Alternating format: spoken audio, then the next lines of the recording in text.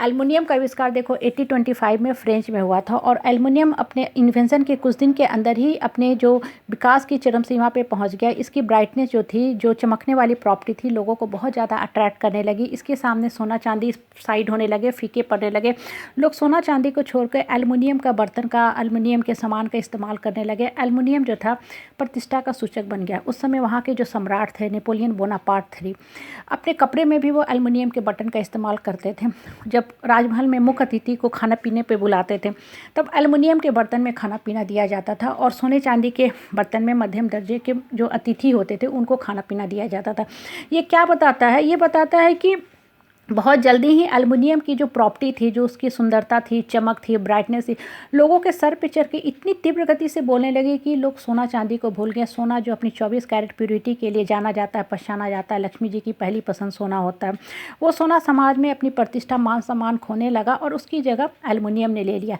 लेकिन बोलते हैं ना, सत्य तो सत्य होता है, सत्य को आप छुपा नहीं सकते हो। बहुत जल्दी ही लोग एल्युमिनियम की जो रियल प्रॉपर्टी थी उससे रूबरू होने लगे। एल्युमिनियम के जो बर्तन होते थे, जिसमें आज भी अगर आप खाना बनाओगे तो देखोगे कि कुछ समय के बाद उस बर्तन में छेद हो जाते हैं, होल हो जाते हैं।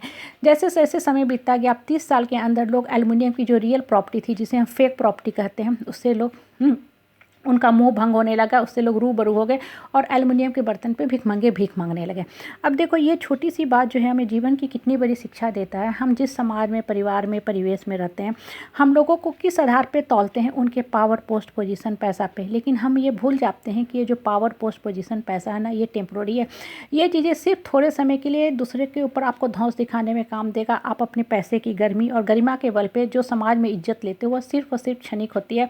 और ऐसे लोगों के अंदर ईगो और अहंकार इतना कूट कूट के भरा होता है कि लोग ऐसे लोगों को पसंद भी नहीं करते हैं। लेकिन चूंकि उनके पास पैसे की पावर है, प्रतिष्ठा है, तो इस आधार पे समाज में मान सम्मान लेना चाहते हैं और हम इनके हाँ में हाँ मिलाते हैं। इनकी 9 गलती को में भी हम कहते हैं आप बिल्कुल सही हो, क्योंकि इनके पास ये फेक जो है प्रतिष्ठा के सामान और साधन मौजूद हैं। लेकिन देखो, जो रियल क्वालिटी होती है, रियल जो प्योरिटी होती है, वो गोल्ड की तरह हमारे आत्मा में होती है।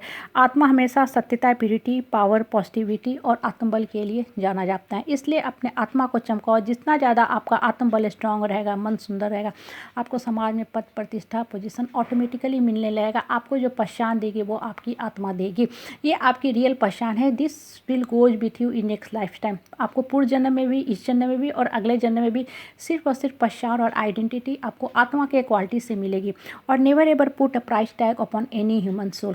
किसी भी इंसान के ऊपर ना एक प्राइस का टैग मत लगा दो कि ये बड़ा है, छोटा है। आप कैसे किसी को माप सकते हो? कोई मेजरमेंट का पैमाना है कि ये आदमी बड़ा है या छोटा है? श्री राम मनुष्य बन के धरती पे आए त्रेता युग में। हाँ, श्री कृष्ण द्वापर युग में मनुष्य बन के धरती पे आए और अपने ज्ञान से, अपनी नॉलेज से, अपने बुद्धि बल से पूरे समाज को प्रकाशित करते गए। आज भी हम बुद्ध के, महावीर के, शंकराचार्य के, आज जितने ऐसे जो ज्ञानी पुरुष हुए, महापुरुष हुए, विद्वान आदमी हुए, इनकी बातों को आज भी हम ग्रहण करते हैं, इनसे शिक्षा लेते हैं। इनकी जो शिक्षा है पूरे समाज को अलौकित करती है। तो ये देखो, ये सब चीज़ें क्या बताती है कि जब भी आप डिविनिटी के पथ पे रहते हो, राइट पथ पे रहते हो, आपके आत्मा में इनलाइटमेंट होती है, आत्मा जो है जागृत होने लगती है और वही चीज़ें आपको एक्चुअल में प्रतिष्ठा देती है समाज में। प्रतिष्ठा इन द सेल की आपकी आत्मा एक गुड क्वालिटी की है। इसलिए अपने आत्मा को चमकाओ, अपने आत्मा को 24 कैरेट गोल्ड की तरह प्योर बनाओ। गोल्ड और सोना चांदी आज भी देखो प्रतिष्ठा समाज में लिए हुए हैं। आज भी लोग गोल्ड खरीदना लोगों की पहली पसंद होती है। आभूषण के पर्पज़ से भी, एसेट के भी पर्पज़ से दुनिया के हर कोने में गोल्ड है, एक मुद्रा है जो सब पूरी देश, दुनिया की हर देश इसको एक्सेप्ट करती है। इसलिए अपने आत्मा को गोल्ड की तरह चमकाओ, गोल्ड की तरह प्योर बनाओ। और ये जो पावर, पोस्ट, पोजीशन, पैसा, धन संपत्ति है, ये सब चीज़ें देखो होनी चाहिए। ये सब चीज़ें एक समय तक साधन है जीवन में आगे बढ़ने का, लेकिन इसको आप परमानेंट साध्य नहीं बना सकते हो।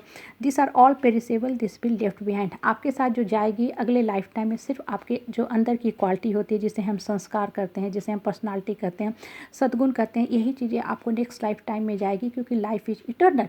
और यही चीज़ें आपको नेक्स्ट लाइफ टाइम में भी आगे बढ़ने में मदद करेगी। इसलिए हमेशा अपने आत्मबल को प्रकाशित करो, ऊपर वाले के ज्ञान से प्रकाशित करो। नहीं तो ये जो फेक चीज़ें हैं ना, जिसको आप समाज में मान सम्मान का, प्रतिष्ठा का साधन बनाती है, ये धूमिल हो जाएंगी और ये चीज़ें आपको भी ख़त्म कर देंगी। इसलिए हमेशा अपने आत्मा को प्योर थॉट से, पॉजिटिव थॉट से भरते जाओ। मन के अंदर परमात्मा का ज्ञान भरो, आपको इटर्नल हैप्पीनेस मिलेगा, आपको ब्लिस मिलेगा और आपको समाज में सही मान सम्मान, पहचान, आइडेंटिटी मिलेगी।